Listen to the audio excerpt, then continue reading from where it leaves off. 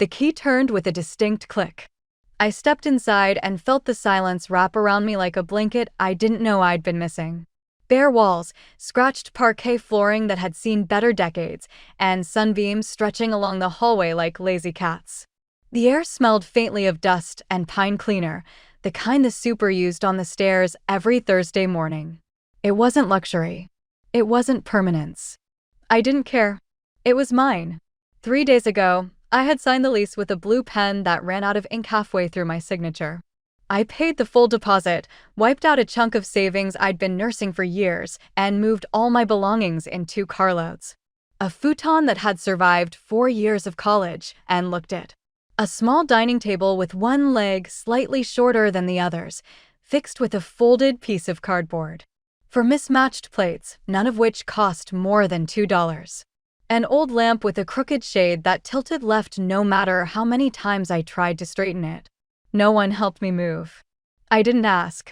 I was just setting down a box of kitchen utensils, listening to the satisfying clatter of spoons and spatulas settling into their new home, when I heard the sound of engines outside. 2 cars. The first was my father's black SUV, spotless and imposing, the same one he'd had for 7 years because he believed in buying American and driving things into the ground. The second was Cheryl's minivan, instantly recognizable by the way it sagged slightly on its axles, weighed down by child seats, diaper bags, and the accumulated debris of raising twins. The doors opened like a threat unfolding to its full height. My father got out first, arms crossed over his chest, jaw set in that particular way that meant he'd already decided he was right about something. Behind him, Cheryl emerged, one twin on each hip, her expression caught somewhere between apologetic and defiant. Noah came last, shuffling around to the back to grab a diaper bag the size of a small suitcase. No one had texted. No one had called. But there they were on my sidewalk, standing on the cracked concrete like it was a delivery they'd scheduled weeks ago. I didn't open the door right away. I stood in my new kitchen, hand resting on a box of spoons, and watched them through the window. My father checked his watch. Cheryl shifted the twins from one hip to the other. Noah looked at the building, then at his phone, then at the building again. They hadn't knocked yet. They were waiting, expecting me to come out. When I finally opened the door, my father didn't even say hello. He looked past me, over my shoulder, into my apartment. His eyes moved slowly across the bare walls, the scratched floor, the single lamp. Assessing, judging. His brow furrowed the way it did when he was about to find something lacking. "So," he said, "where do we sleep?"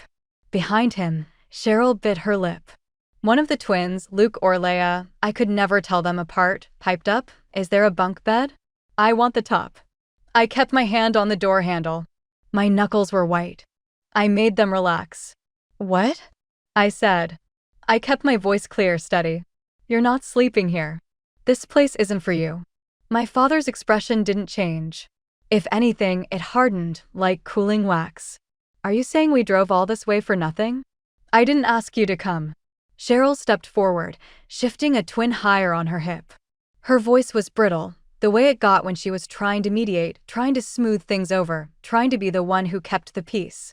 "The kids were so excited, Abigail," she said. "They've been talking about it all week. They already picked out where they'd put their sleeping bags. Luke wanted to be by the window so he could see the stars." "I understand," I said. And I did. I understood that they had assumed, planned, decided, all without a single word to me. But this is my apartment. It's not a family space. It never has been. The words hung in the air between us. A pause settled over the sidewalk, long and heavy and thick, the kind of pause that used to make me cave. That used to make me say, "Fine, come in, I'll figure it out, I'll sleep on the floor, I'll make it work." The kind of pause that had shaped my entire life. But not this time. I stood in the doorway, feet planted firmly on the threshold, and felt the silence wrap around me instead of crushing me. I looked at my father, at Cheryl, at Noah still hovering by the car. I looked at the twins, who had stopped squirming and were staring at me with the unblinking attention of children who sensed something important happening. "You don't live here," I said. My voice didn't waver. "You don't sleep here. You don't get to decide anything this time." I closed the door. Not hard, not with anger, not with any kind of slam. Just a firm, deliberate click of the latch sliding into place. I stood on my side of it, in my bare-walled, scratched floor, sunbeam-filled apartment, and listened. Footsteps. Murmuring. The sound of car doors opening and closing. Engine starting. Tires on pavement, fading. Behind that door, for the first time in years, I exhaled without guilt. It used to seem normal to me. That's the thing that gets me now, looking back. How completely, utterly normal it all was. Packing up my things when guests came. Gathering my pillow, my blanket, the small collection of items that made my room mine, and stowing them away like I was the guest. In our old house in Spokane, the one with the cracking driveway and the willow tree in the backyard, my room doubled as a guest closet. On weekends, it became a quiet place for Cheryl's little ones to nap when she needed a break, which was often. I learned early how to be invisible. How to roll up my mattress, a thin thing that folded easier than it should have, and slide it quietly behind the linen shelf in the hallway closet. How to stuff my pillow between the towels. How to move through the house without sound, without presence, without asking for anything. I slept on the living room carpet more times than I can count, the scratchy beige kind that left patterns on my cheek in the morning. Dad said it built character. Mom said I was easygoing, flexible, such a good sister. Cheryl was never asked to give up her space. Not once. She's 3 years younger than me, but you'd never know it from the way our parents orbited around her like small moons caught in her gravity. Every need of hers was urgent. Every setback, a tragedy worthy of family-wide mourning. If she cried, the whole house stopped. Plates were set down mid-dinner. Football games were muted. Conversations halted mid-sentence. If I achieved something, the house just kept on living. The TV stayed on. The pots kept boiling. The world didn't pause for me. I remember 7th grade. District Science Fair. I'd built a model showing how different soil types affected water drainage. It wasn't fancy, but I'd worked on it for weeks, staying after school to use the supplies, taking the late bus home in the dark. I placed second. Second in the whole district. I came home with a certificate and a $75 gift card to the bookstore, my hands trembling with a pride I didn't know how to express. My father didn't even look away from the football game. I stood there in the living room doorway, holding up my certificate like an offering, and he just grunted. "Good job, kiddo." His eyes never left the screen. Cheryl had a sore throat that day. A sore throat.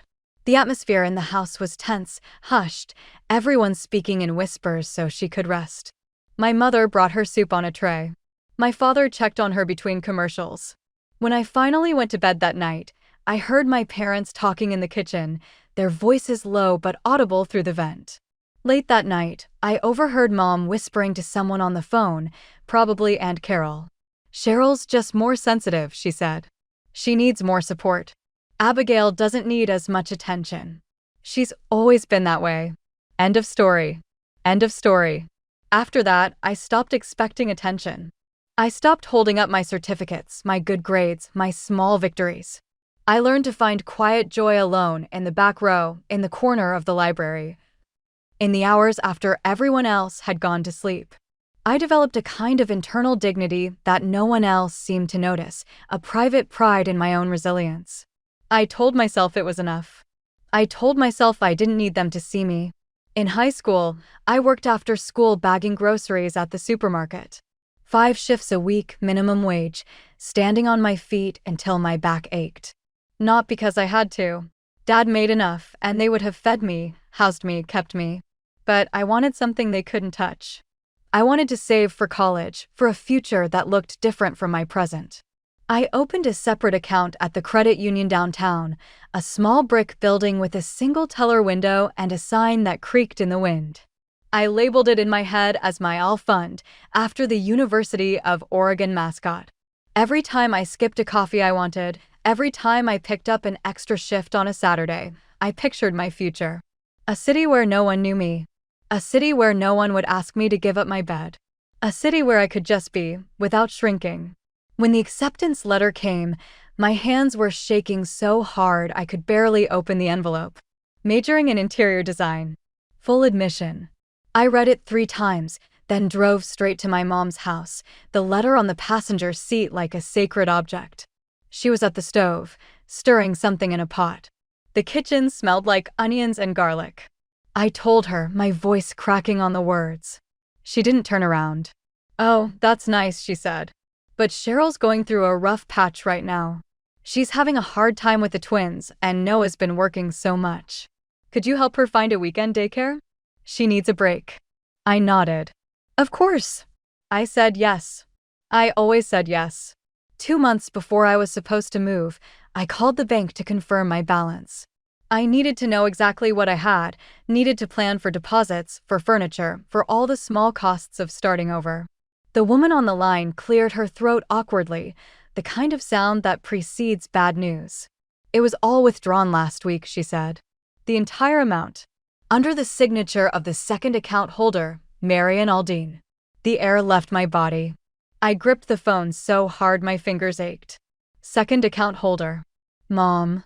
I'd added her when I opened it, just in case, because I was 17 and she'd driven me to the credit union, and it seemed like the right thing to do. When I asked my mom about it, she answered with irritation, like I was bothering her with something trivial. Cheryl's lease fell through. She had nowhere to go with the kids. "You're still going to college, right? You'll figure it out. You always do." I went to college. That same week, I took out a high-interest loan from a place with flashing lights and a sign that said fast cash. I signed the papers in a daze, numbed by the math of it, the years of repayment stretching out ahead of me. I never brought it up again. What was there to say? They had decided. They had taken. And I had let them because that's what I did. That's who I was. The person who gave. The person who bent. The person who didn't need as much attention. End of story. In their eyes, I had a future. That was the justification, I think. The reason it was okay to take from me, to lean on me, to expect me to bend without breaking. Cheryl had constant emergencies, a never-ending stream of crises that required immediate attention, immediate resources, immediate care. And I was the bridge between them. The connector. The one who could absorb the weight and keep standing. Forever bending. Forever giving. Forever being told I was strong, capable, that I could handle it. Until one day I stopped. College didn't break me, but it tried. God, it tried. I learned things that first year that no orientation guide covered.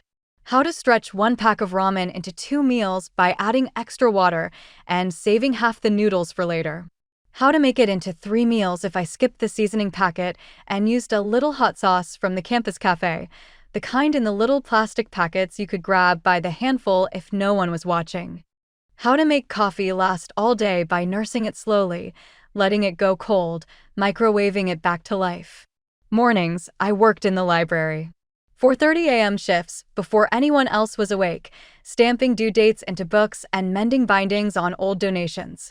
The smell of glue and paper and decades of silence. I liked it there. No one asked me questions. No one needed anything. Evenings, I packed flower arrangements at a shop 2 bus transfers away from the dorm, trimming stems and wrapping bouquets in tissue paper until my fingers were raw. By the time I got back to my bed, that narrow twin in a room I shared with a girl who never spoke to me, I didn't need sleep as much as I needed silence. The kind where no one asks anything of me. The kind where I could just breathe. A professor once pulled me aside after class. Environmental design too. He said I was precise, composed, a born designer. He said my line work was clean, my concepts thoughtful, my attention to detail exceptional. I smiled, said thank you, and went back to my spreadsheets that night, trying to stretch $32 over 5 days. $32 for food, for laundry, for the bus, for everything. I was good at math by then. I had to be. Meanwhile, back in Spokane, Cheryl was posting photos. Pumpkin spice lattes in the autumn light. Baby milestone charts with little stickers marking each achievement. The twins taking their first steps, saying their first words, blowing out candles on their first birthday cake. I scrolled through them sometimes, late at night, my phone's brightness turned all the way down so my roommate wouldn't wake up. She dropped out of her nursing program in her 2nd year. Too much stress, she said in a group chat message, followed by a crying face emoji and a heart emoji. But somehow, through an old connection of our father's, she still got a part-time job at a clinic. Reception work, mostly. Answering phones, filing paperwork. Nothing like the pressure of nursing, she explained. Much better for her mental health. For her 24th birthday, our parents gave her a used Toyota Corolla. Silver, low mileage, reliable. Time for her to be truly independent, Mom posted in the family chat, along with a photo of Cheryl beaming next to the car, a giant red bow stuck to the hood. I found out from that message. No one called to tell me. No one asked if I needed anything. That same week, I walked 4 miles in the pouring rain because my transit card was low and I couldn't afford the $2 fare until payday. I told myself it was good exercise. I told myself the rain was refreshing. I told myself a lot of things. I didn't complain. Not out loud. I had learned that lesson young. Complaining changed nothing, except it made people look at you, and looking led to questions, and questions led to expectations, and expectations led to disappointment. So I kept my mouth shut and my head down and my spreadsheet balanced. I told myself it was fine. Temporary. It built character. Then came a message that felt like something inside me broke. I had just submitted my final project for Environmental Design 3. A full portfolio, months of work, nights without sleep, a model I'd built by hand because I couldn't afford the 3D printing fee. It was 2 a.m. I was sitting on the back stairs of my apartment building, the concrete cold through my jeans, trying to catch my breath after a panic attack I hadn't even fully registered. My heart was still racing, my hands still shaking. I didn't know what had triggered it. Sometimes I didn't. They just came, waves of terror with no name, no face, no reason. My phone vibrated. Mom, we paid for Cheryl's daycare this month. Took it from that savings account you never use anyway. Figured you wouldn't mind. Period. No questions. No warning. No call to ask. Just assumption.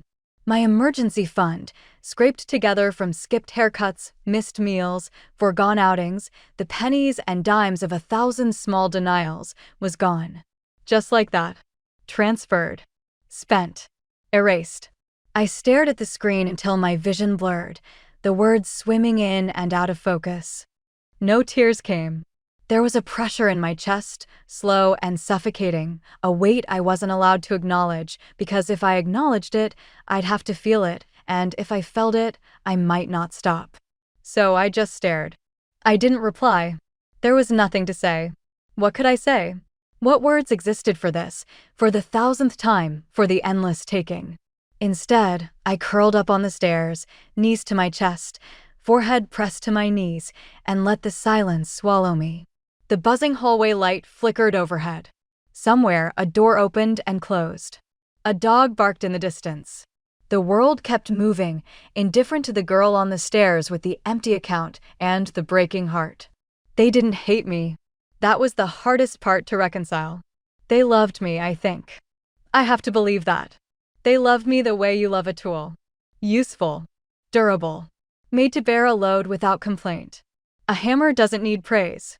A bridge doesn't need protection. A tool just needs to work, to hold, to keep standing so others can cross. And I bore it. For years, I convinced myself it was noble. That my strength meant something. That being the one who could handle things made me special, valuable, good. I told myself that maybe love just looks different when it's quiet, when it comes without praise or protection. Maybe my parents loved me in the only way they knew how. Maybe I was asking for too much. Maybe I was the problem. But there, on that landing under the buzzing hallway light, with my phone dark in my pocket and my chest caving in, I let myself think it for the first time. A thought so dangerous I'd never given it space before. What if this was never love at all? That night, after the stairs and the buzzing light and the thought I couldn't unthink, I went inside and opened my laptop. The screen glowed blue in the darkness of my apartment. I started looking for internships in other cities. Not nearby cities. Not places I could drive to in a weekend. Far cities. Cities with unfamiliar names and weather patterns I'd have to learn. Cities where no one knew my name or my history or the shape of my family. I looked at 23 apartments online before I found one I said yes to. 23 sets of photos, 23 floor plans, 23 neighborhoods I researched until 3 a.m. Some were too dark, basement units with tiny windows that looked out at alley walls. Some were too cold, drafty old buildings with radiators that hissed and clinked. Some had wall-to-wall carpet in colors that reminded me of the living room floor I'd slept on so many times. Others had peeling cabinet doors, or landlords who smiled too quickly in their video tours, or reviews that mentioned roaches, mice, mysterious smells. Then I found the one on Elmtown Street. The photos showed a second-floor walk-up, no elevator, just stairs that probably creaked. The living room was small, the kitchen narrow, the bedroom barely big enough for a bed. But the windows faced west, and in every photo, sunlight poured onto the floor as if it had been waiting just for me. The listing said it smelled faintly of citrus and old paint, a combination so specific I could almost taste it. The windows opened easily, according to the notes. The heater made a soft clicking sound when it warmed up, the kind of detail a landlord might mention to be honest, not to sell. And right there, in the kitchen photo, through the archway, I could see a single floorboard that looked slightly raised. A creaky one. The kind you learn to step around or step on deliberately, just to hear it sing. This place wasn't beautiful. It wasn't anyone's dream home. But it was honest. And I didn't need a dream home. I needed space to breathe. The lease was simple. 2 pages, single-spaced, standard terms. I read every line twice, then a third time for good measure, checking for hidden fees or clauses that might trap me. There were none. I signed with a blue pen that still had ink, unlike the one I'd used on my first lease, and transferred the deposit from the spreadsheet I'd labeled Housing Fund. The spreadsheet I'd built penny by penny, shift by shift, month by month. Ever since that night on the stairs. My hand didn't shake. When the keys arrived in the mail 3 days later, a plain envelope with no return address, I drove straight to the apartment. The landlord met me in the lobby, a quiet woman with gray hair and a kind smile, and handed them over. When the keys dropped into my palm, metal warm from her hand, it felt like permission. Like someone had finally said yes to me. I moved in slowly. No trucks, no friends with pickup trucks, no help at all. Just a rolling suitcase and 2 plastic bins borrowed from the campus storage room. First, I brought books. Stack after stack, carried up the stairs 2 at a time, arranged on the floor against the wall. Then plants, a small collection I'd started in my dorm room, spider plants and succulents and a single mint cutting in a water glass. Then a folding chair, the only seat I owned for weeks. I placed each thing with intention, thinking about where it should go, how it should live in this space. Even the silence, I placed it carefully, letting it settle into corners and crevices, letting it become part of the architecture. I didn't tell anyone for 2 weeks. I walked to work those mornings, a 20-minute route that took me past a bakery, a hardware store, a house with a cat that always sat in the same window. I made coffee in my tiny kitchen, using a French press I'd found at a thrift store for $3. In the evenings, I watched the light slide across the walls, slow and golden, changing the room minute by minute. I wasn't hiding. I wasn't afraid. It just never occurred to me that I owed anyone an explanation. This was my life now. My apartment. My silence. My choice. Then, one Saturday, I sent a message to the family chat. Short. Simple. No invitation to stay, no offer of space. Saturday at 3 p.m. Come see my apartment. That was it. A time, a date, a request. I hit send before I could second-guess myself. The replies came instantly, like they'd been waiting. Cheryl, should we bring an air mattress, or are there enough beds? Smiling face emoji. Mom, how wonderful. We'll grab lunch on the way. Kids are thrilled. Heart emoji. Dad, send me the lease. Want to look it over before we commit further. I stared at the screen. My thumb hovered over the keyboard. I hadn't said we. I hadn't offered anything but a look, a visit, an hour of showing them where I lived. But their assumptions slid right into the conversation, seamless and unquestioning, like a hand sliding into an old, familiar glove. Of course, I'd save space for them. Of course, they'd already packed. Of course, They had plans that involved my home, my bed, my life. I turned off my phone and placed its screen down on the kitchen counter. The glass was cool under my palm. That evening, I opened all the windows. Every single one. The living room windows, the bedroom window, the small kitchen window above the sink. I let the air in until the whole apartment filled with the scent of rosemary from the bush growing against the building next door, and something else, something sharp and clean I couldn't name. The breeze moved through the rooms like breath, like the place was alive and finally waking up. I stood barefoot in the center of the living room, on the scratched floor that wasn't mine but was, and listened. The walls seemed to breathe with me. The creaky floorboards settled under my weight. The heater clicked once, then fell silent. If I had said nothing, maybe they wouldn't have come. If I had said more, been clearer, more forceful, maybe they would have at least asked permission before planning. But I was starting to understand something important. Silence isn't protection. I'd thought for so long that keeping quiet kept me safe, kept me out of trouble, kept me from being noticed in ways that hurt. But silence doesn't protect. Sometimes, it just gives other people more room to decide for you. I poured myself a glass of water from the tap, watching it run clear and cold. I sat on my folding chair, the only seat in the apartment, and faced the door. And I waited for the knock I already knew was coming. They arrived at 2 p.m. Late enough to seem deliberate. Late enough to make a point. I'd said 3 o'clock, but they'd come an hour early, and I knew exactly what that meant. It meant my time wasn't real to them. My schedule, my boundaries, my requests, they were suggestions at best, obstacles to be quietly ignored. My father walked in first. He didn't knock. Just turned the handle and stepped inside like he owned the place, like he'd paid the deposit, like his name was on the lease. He moved past me without a word, a man inspecting property he already considered his own. His eyes traveled over the bare walls, the folding chair, the stack of books in the corner. Evaluating. Finding it wanting, probably, but too polite to say so. For now. Cheryl followed, a diaper bag slung over one shoulder and a tote full of coloring books dangling from her wrist. She gave me a small, tight smile, the kind that meant she was nervous, but trying not to show it. Noah stayed outside, leaning against the minivan, scrolling through his phone.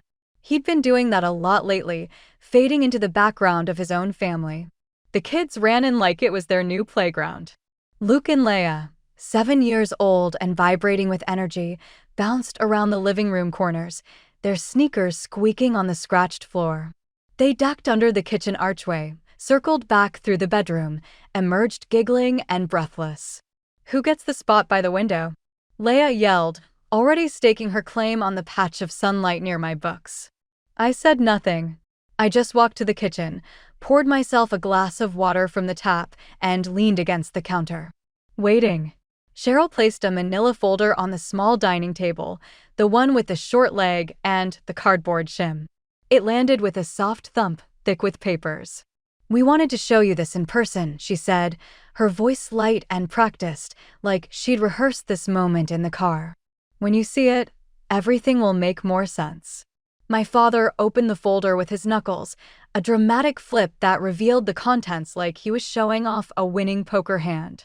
Inside were mortgage documents, freshly printed, still warm from whatever office printer had produced them. Property listings with glossy photos. A color printout of a large house, the kind with a wraparound porch and 5 bedrooms and a 2-car garage. On one of the pages, notes were scribbled in Cheryl's handwriting, the loopy letters I'd known since childhood. Cheryl and Noah, master. Kids upstairs. Abigail, office. Our guest room. I read it twice. Abigail, office. Our guest room. They'd already assigned me a space in a house I'd never seen, in a neighborhood I'd never visited, in a life I'd never agreed to. "Here it is," my father said, tapping the printout with one finger. Norwich. New development.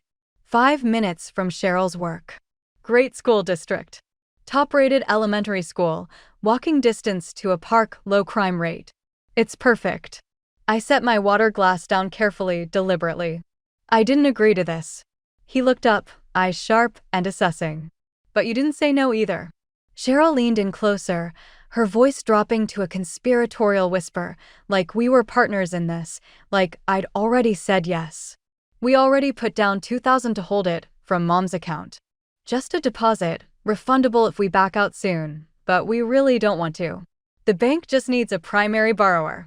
You have the cleanest credit history. Yours is the only name that makes sense.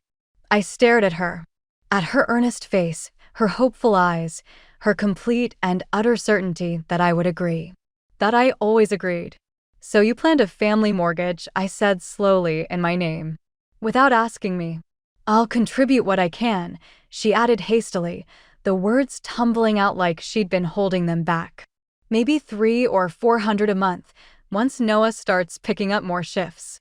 He's been talking about overtime, and the clinic said they might have more hours for me next quarter. We'll figure it out. We always do. My father crossed his arms over his chest, the gesture I'd seen 1,000 times, the gesture that meant the conversation was over. His decision was made. You live alone. You have no dependents. No one relying on you. This is a chance to build something together. As a family. I didn't raise my voice.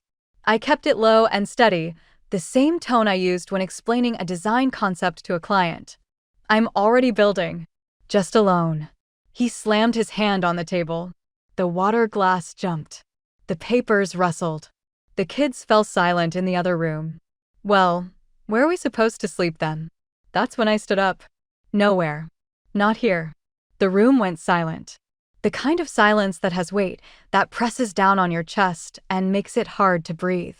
Even the kids stopped moving. I could feel them watching from the doorway, their small faces confused and curious. I gathered the folder, closed it carefully, aligning the edges, placed it neatly back in front of them, exactly where it had been. If you want that house, buy it yourselves. But not in my name.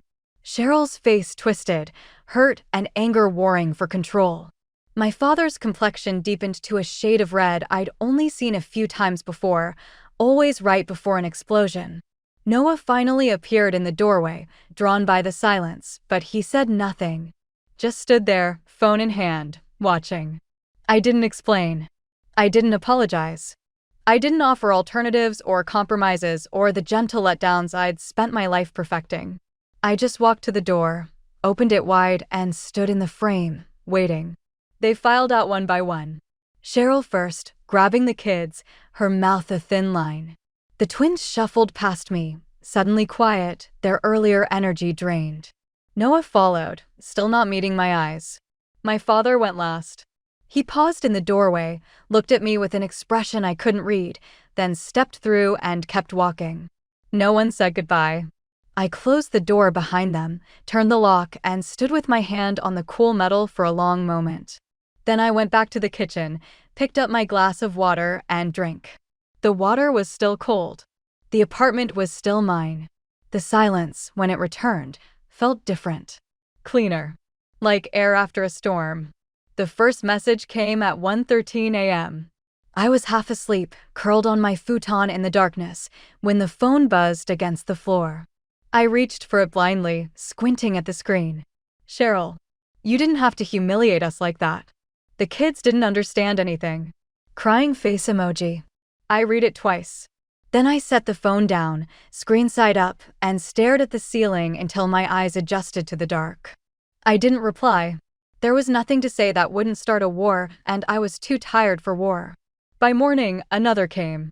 From my father. You're no longer family. Don't come crawling back when you realize what you've done. Period.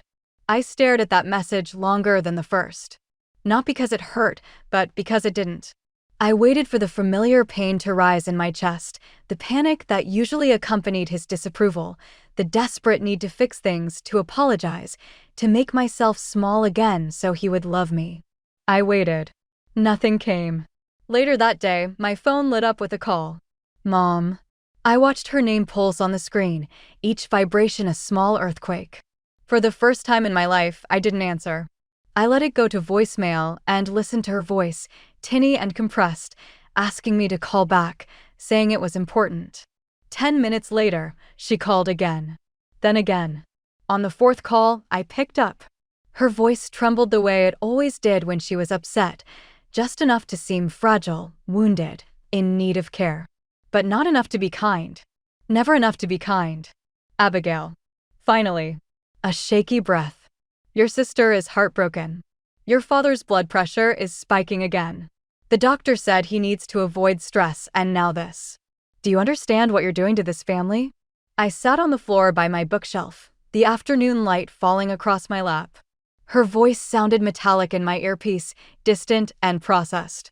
You're tearing us apart over a few pieces of paper, she continued, her voice climbing. You could have just signed it. Just signed your name and figured the rest out later. We've always managed before. We've always found a way. Not this time, I said. My voice was even. Calm. I didn't recognize it. She sniffled, the sound of tears held back for maximum effect.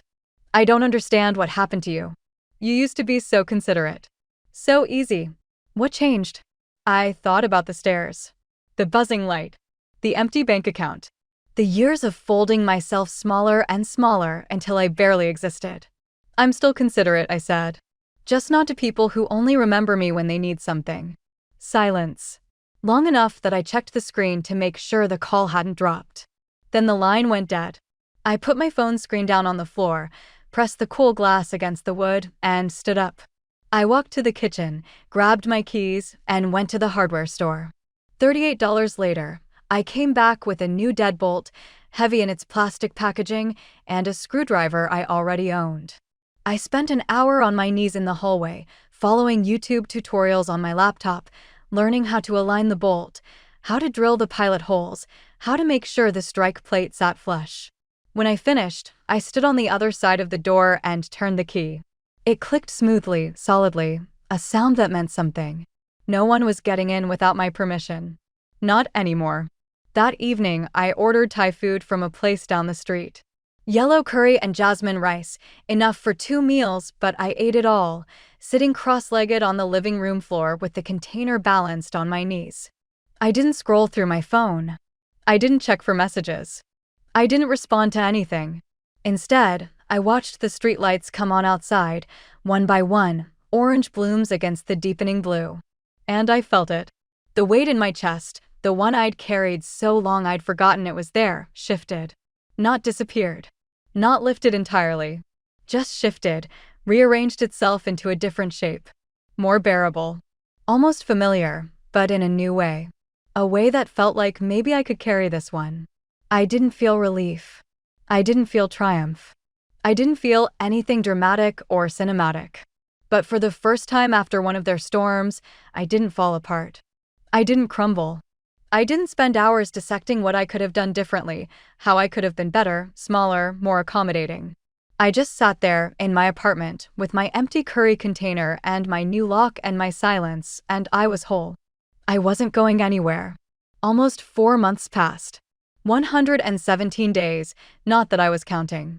The seasons shifted outside my windows, the light changing angle, the rosemary bush across the way losing its flowers then blooming again.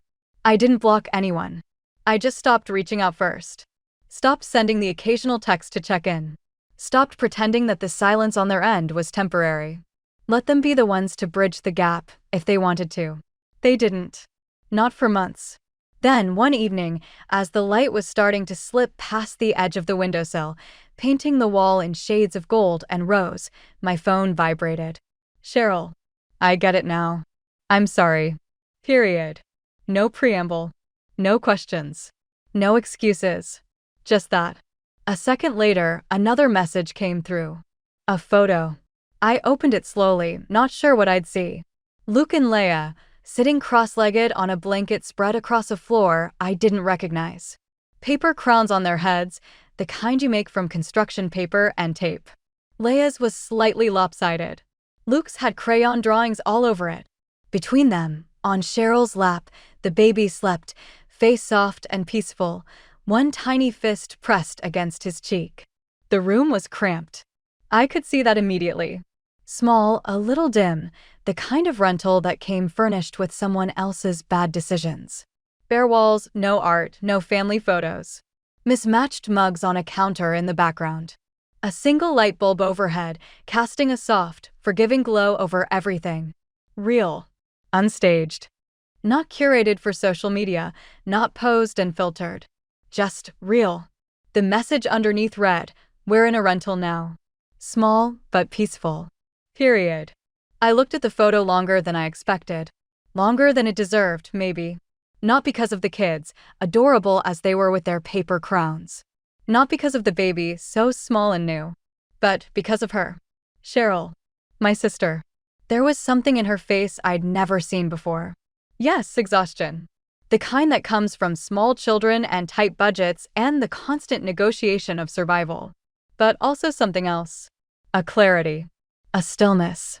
As if she'd finally, after all these years, stopped playing a role. Stopped performing. Stopped trying to be the one who needed everything so she could be seen. She just looked like a person. Tired, but real. I set the phone down, screen up this time, and watched the last of the sunlight fade from my wall. Then I picked it up again, typed a single word, and hit send. Okay. 2 days later, she was at my door. I saw her through the peephole first, distorted and small, but unmistakably Cheryl. A backpack slung over one shoulder. A car seat dangling from her other hand. And that quiet smile, the one I'd seen in the photo, the one that held no performance, no plea, no agenda. I opened the door. She didn't rush in. Didn't assume. Just stood there on the landing, the afternoon sun catching the edges of her hair, and asked, "Can we sit for a while?" I stepped aside and let her in. We talked on the porch, the small concrete slab outside my door that I'd furnished with 2 mismatched chairs from a garage sale. The kids tore around the tiny garden patch below, chasing shadows and each other, their laughter rising and falling like birds. Cheryl sat in the chair that wobbled, and I didn't offer to switch. She didn't ask. Nothing heavy. Just the mundane realities of living. How hard it's gotten to buy groceries with these prices. How daycare wait lists have become a cruel joke, months long, years long, impossible. How she'd found remote work, administrative stuff for a medical billing company, and how strange it was to be home all day after years of always going somewhere. She said she works from a laptop at the kitchen table now, the kids doing puzzles at her feet, the baby napping in the next room. She said it's chaotic and loud and she's never been more exhausted. She said it's also the first time she's felt like she's actually living her own life. I nodded, handed her a glass of water, watched her drink. She didn't fill the silence with nervous chatter. Didn't try to explain or justify or win me over. She just sat there, present, and let the quiet stretch between us like a bridge we were both learning to cross. We weren't rivals anymore. That fight was over if it had ever really been one. We were just 2 women who'd carried too much for too long, in different ways, under different weights. She didn't ask me to forget everything. I didn't need her to suffer. We just sat, and that was enough. When Miss Dorsey from downstairs came up with a tin of cookies, still warm, she handed them to me with a knowing look. Through the screen door, she caught a glimpse of Cheryl, kids circling her legs, and smiled. "With them here," she said quietly, "you look lighter." I blinked, surprised. Then I thanked her for the cookies and went back inside. After dinner, something simple I threw together with whatever was in the fridge, the kids crashed.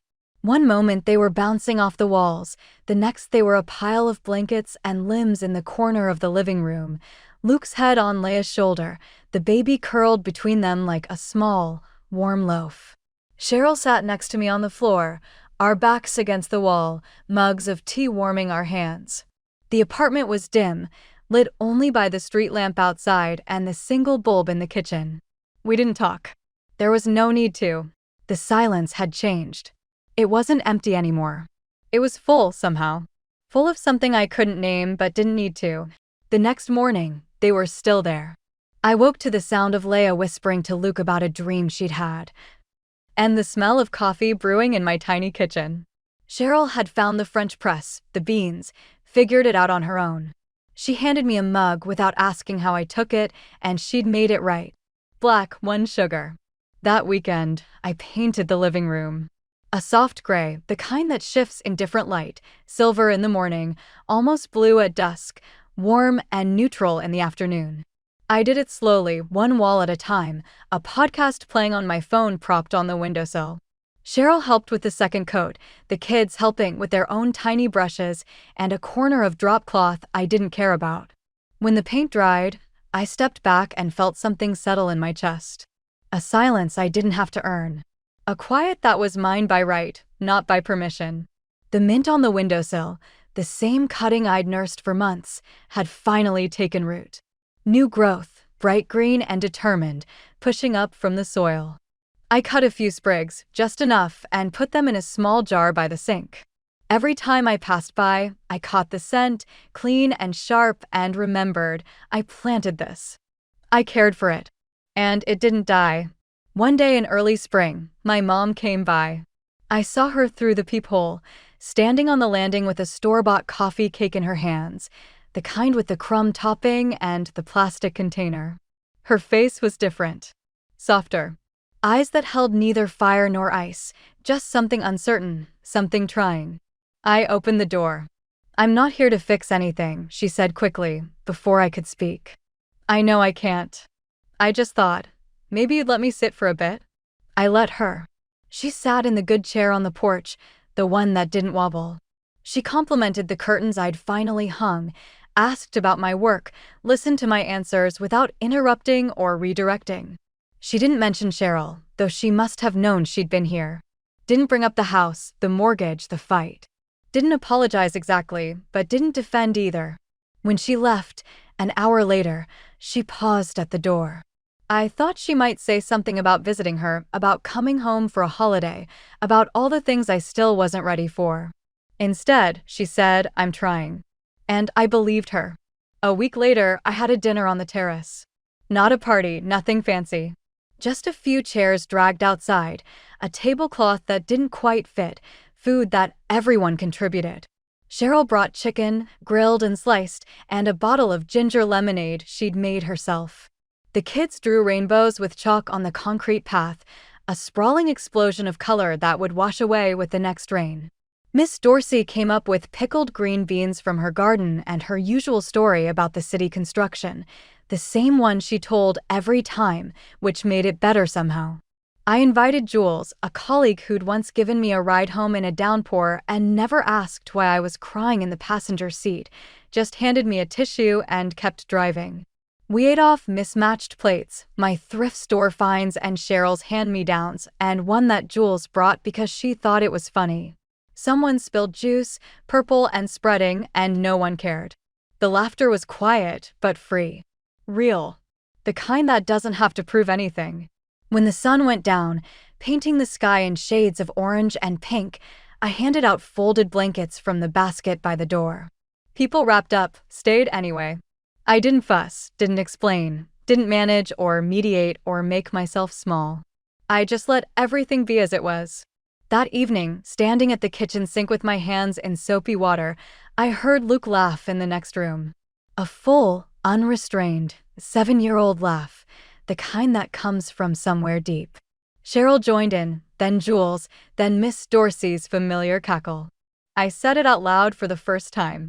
Just to myself, to the steam rising from the sink, to the mint on the windowsill. I'm glad they're here. I'm glad they're home. And I truly felt it. Not because they needed me. Not because I was making space for them, giving something up, bending to accommodate. But because I didn't have to make myself smaller to let them in. The apartment was still mine. The silence was still mine. The life I'd built slowly, painfully, intentionally, was still mine. There was just more in it now. More laughter. More noise. More people I loved, who loved me back in ways that didn't require me to disappear. I dried my hands, turned off the kitchen light, and went to join them.